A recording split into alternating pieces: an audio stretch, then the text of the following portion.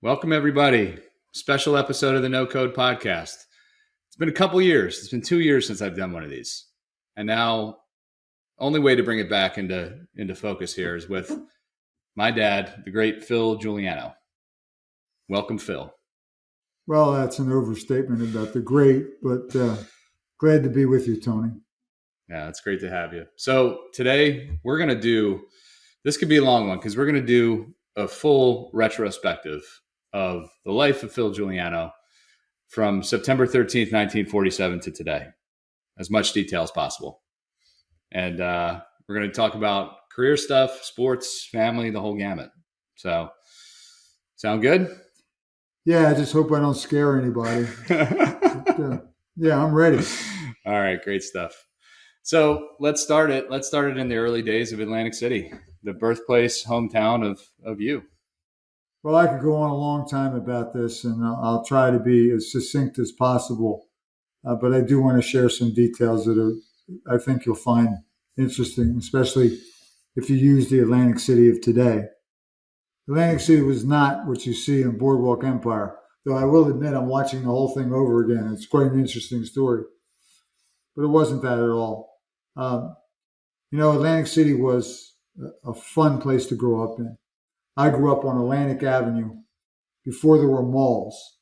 And Atlantic Avenue was just lined with stores on the right side, on the north side, and on the south side, from about California Avenue all the way up to about Pennsylvania Avenue.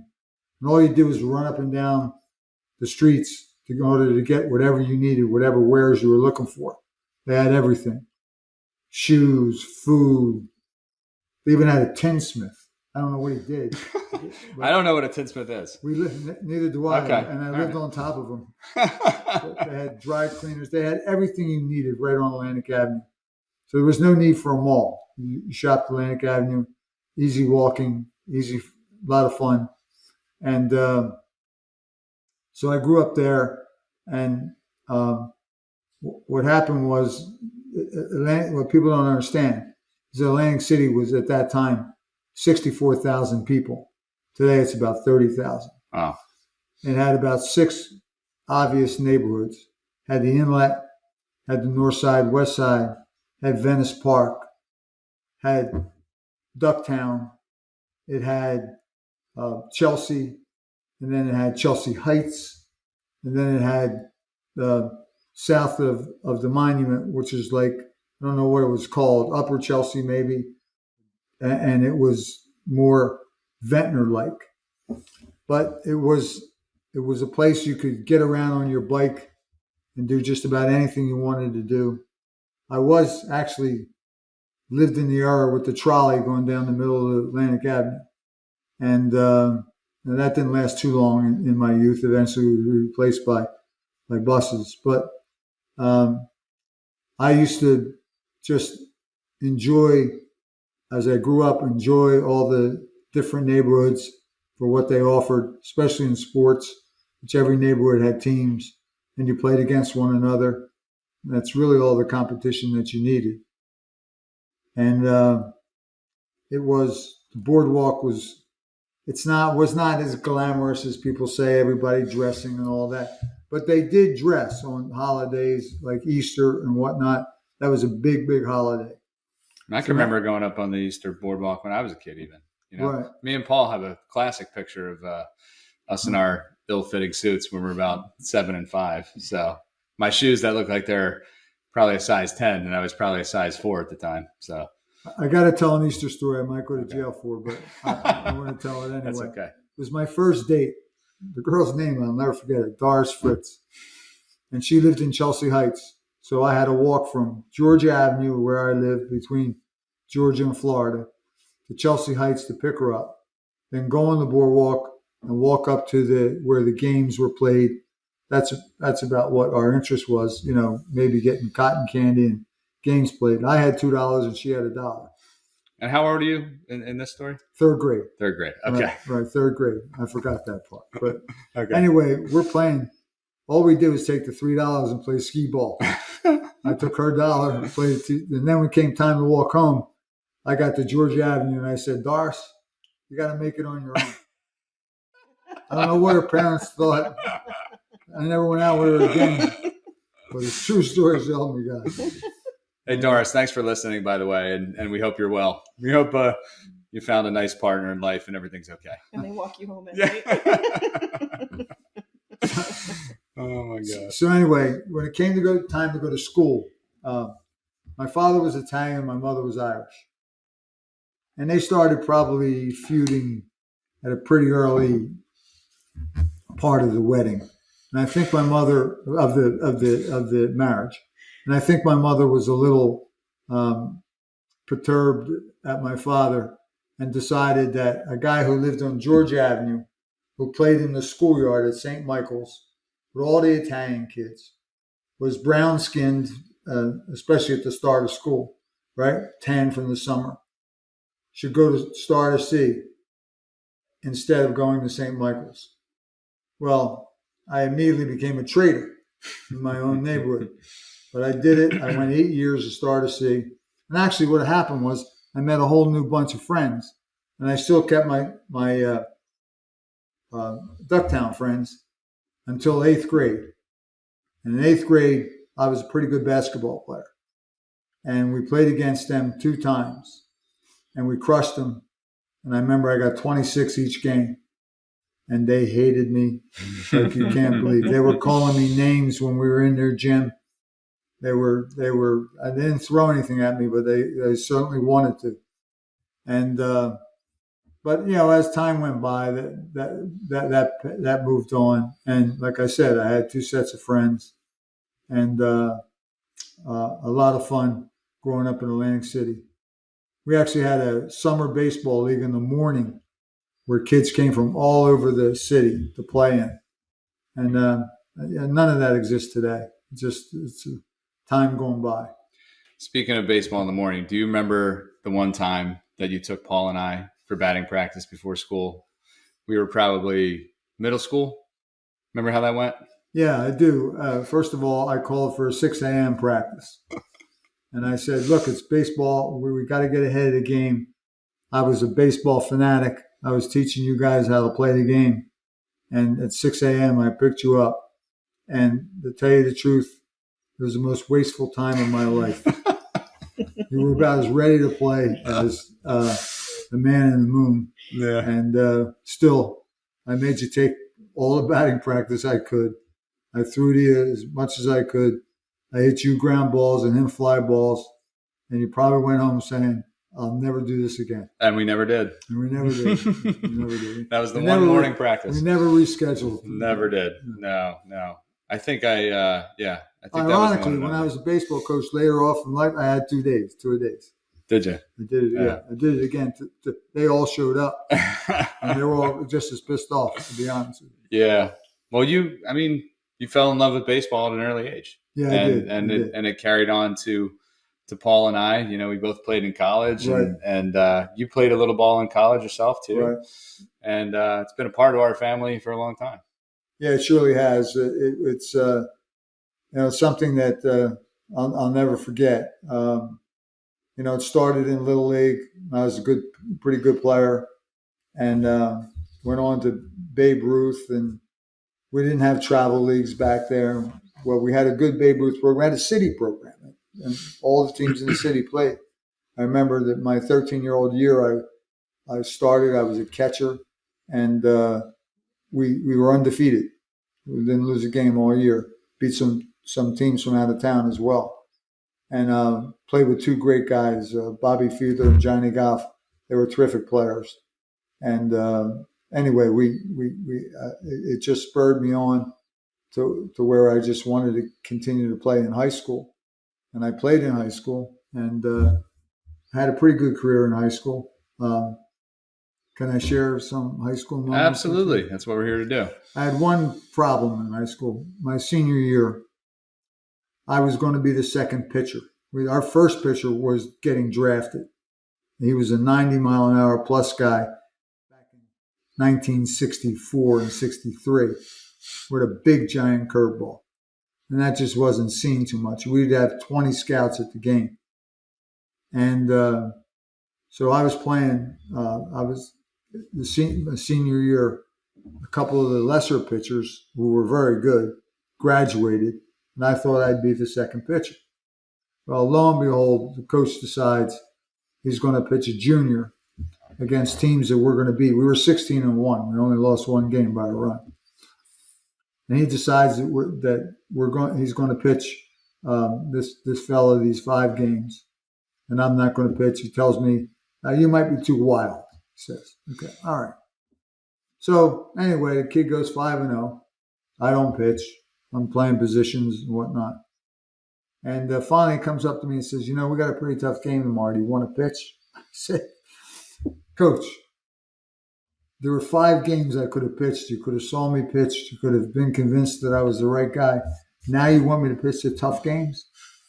I said, I'd love to try it. And I went out and beat a team, pretty good team, and I struck out 13 guys, okay? Which the kid who was before me couldn't strike out 5. All right. So now we get another tough game. He says, well, you did pretty good. Do you want to do it again? I said, yeah, I do want to do it again. And we won, close game, and I struck out 13 guys again. So here I was in high school, 2-0 with 26 strikeouts. Add the other 5 games and the strikeouts I could have had in the game, and I make everything. Instead, I made all nothing. And it was a heartbreaker, but a lesson learned. Yeah. Well, you also, I remember a story from your high school years in sports of a pretty big football game that was played at Boardwalk Hall, right? Or Convention Hall? Yeah, I went into high school as a basketball first, baseball player second, football player third. I didn't even go out my freshman year. And I thought I was all it in basketball. Soon to find out that I was a 5'11" Italian guy whose ability was degrading fast. But I could run, right? So my sophomore year, I went out in football. And I was so far from playing at the start of sophomore year. I just was so proud to have my number that you could see up in the stands. And, all the students saying, oh, that's Phil, even though I didn't think I'd ever get in a game my sophomore year. Didn't believe I would. First game went by, I didn't even see the field. Second game comes up, we go to practice the next day, and the coach says, Juliano, you're now the right end. I said, Coach, are you sure? I was 5'11", I weighed 115 pounds. Beanpole. Yeah, I was model's weight. And so I played the whole season, caught a lot of balls, was having a good season. But then we were going to go into Convention Hall, 12,000 people, and we were going to play against the mighty Atlantic City High School. And back then, the paper used to cover local sports much more intensely. And we were 7-touchdown underdog. So went out there. We moved the ball pretty well. We were winning a moral victory for sure. And we get down around, the 20 or the 30. And the play comes in. I'll never forget the numbers. 129-3. Right, 129-3. And that was me on a 10-yard out. So I run the 10 yards. I turn out. I'll be goddamn, the ball's there. I catch it. I turn upfield.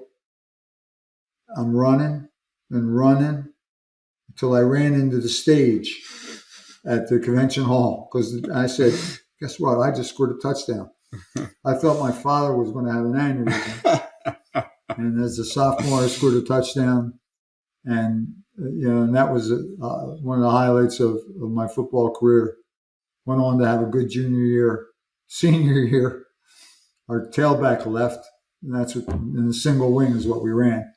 And they called it today, it's a shotgun quarterback today. Back then it was a tailback. He graduated and we were 4-0 and hadn't completed a pass. Didn't even throw one. And so I was the right end in misery, just blocking every play. And that was a shame because I was really wanted to have a big senior year, but you have to have somebody to throw your ball. That's true. Sort of necessary. But 12,000 people to watch a high school football game. Oh, I forgot the half of the story. Okay. About half of the story. In a smoke-filled room, right? I don't know about the air conditioning, not sure. And with a coach that didn't believe in us drinking water. Okay? So now I'm playing on offense and I'm doing my job. All of a sudden our safety gets hurt. Well, who's second string safety? Me. So they put me in the game to play defense. Now I'm playing defense and offense, right? And they call a defense a 6'3" defense, right? Which puts me at middle linebacker. I said, what am I doing here? 115-pound middle linebacker. 115-pound middle linebacker. That's good. And the other team had an all-state player who was phenomenal. Joe Jacobs was his name.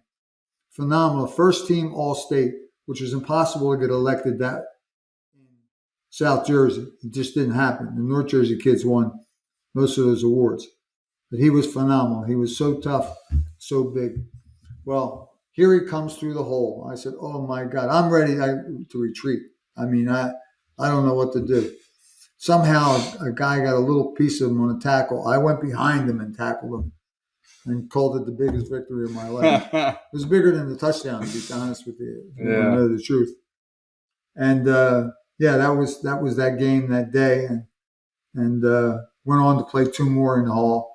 And they were always exciting events. I mean, that's just that crowd size is unbelievable. But back then, that's what people did. It was a big high school. Well, it was the Wednesday before Thanksgiving. Okay. So it attracted everybody, and they all wanted to meet up with everybody.